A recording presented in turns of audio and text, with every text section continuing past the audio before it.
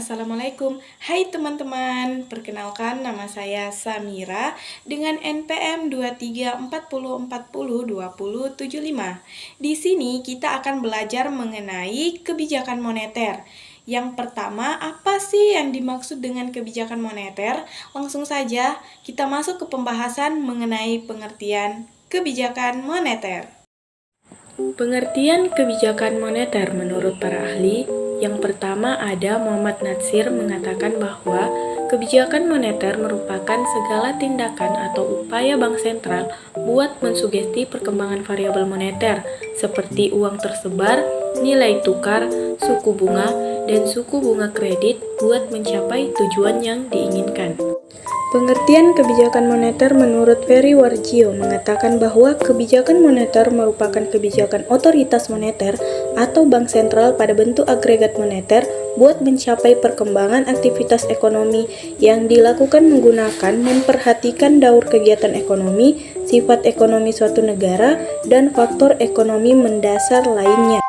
Lalu yang terakhir ada pengertian kebijakan moneter menurut Sudono Sukirno yang mengatakan bahwa kebijakan moneter merupakan langkah-langkah bank sentral mengsugesti jumlah penawaran uang dan suku bunga pada perekonomian menggunakan tujuan mengawasi bentuk-bentuk pinjaman dan investasi yang dilakukan sang bank-bank perdagangan. Namun, secara umum pengertian kebijakan moneter yaitu kebijakan moneter adalah kebijakan pemerintah melalui bank sentral sebagai pemegang otoritas moneter untuk mengendalikan jumlah uang beredar dalam rangka mencapai kestabilan ekonomi. Tujuan kebijakan ekonomi moneter. Pelaksanaan dari beberapa kebijakan moneter ini memiliki beberapa tujuan. Yang pertama yaitu menjaga stabilitas ekonomi, yaitu menjaga agar uang yang beredar di masyarakat jumlahnya seimbang dengan barang dan jasa yang tersedia. Yang kedua, menjaga kestabilan harga, yaitu agar harga-harga yang ada di pasaran itu tidak melonjak naik. Yang ketiga, meningkatkan kesempatan kerja. Nah, dengan adanya kebijakan moneter ini, maka kesempatan kerja akan lebih terbuka. Yang keempat, memperbaiki posisi neraca perdagangan dan neraca pembayaran, yaitu dengan mendevaluasikan mata uang rupiah dengan mata uang asing. Intinya, kebijakan moneter itu dilakukan untuk mengatasi inflasi supaya masyarakatnya lebih sejahtera dengan keadaan ekonomi yang membaik dan stabil. Adapun jenis-jenis kebijakan moneter. Jadi, kebijakan moneter ada dua macam. Yang pertama adalah kebijakan moneter ekspansif dan yang kedua kebijakan moneter kontraktif. Di sini, yang pertama adalah kebijakan moneter ekspansif atau yang dikenal dengan easy money policy atau politik uang longgar, yaitu merupakan kebijakan bank sentral untuk menambah jumlah uang beredar di masyarakat ketika negara mengalami deflasi atau depresi ekonomi. Nah, kebalikannya dari inflasi, kalau inflasi jumlah uang yang beredar di masyarakat itu banyak. Nah, kalau deflasi, uang yang beredar di masyarakat itu terlalu sedikit. Oleh karena itu, diperlukan kebijakan moneter ekspansif untuk menambah jumlah uang yang beredar di masyarakat. Kemudian, yang kedua di sini ada kebijakan moneter kontraktif atau yang dikenal dengan istilah tight money policy atau politik uang ketat.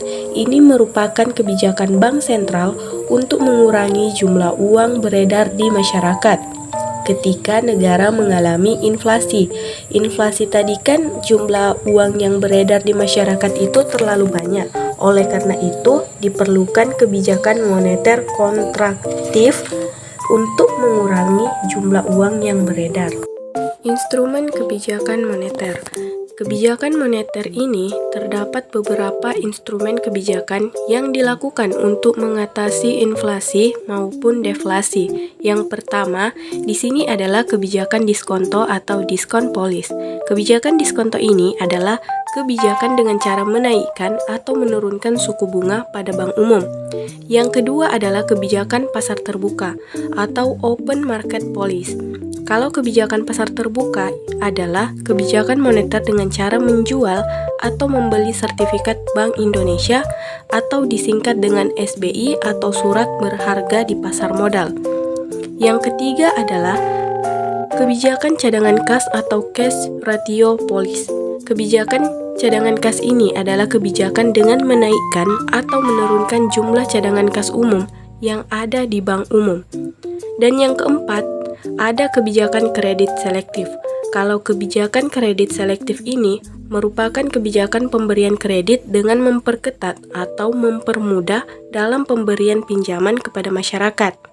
Jadi, tergantung situasinya apakah harus diperketat atau dipermudah dalam pemberian pinjaman kepada masyarakat.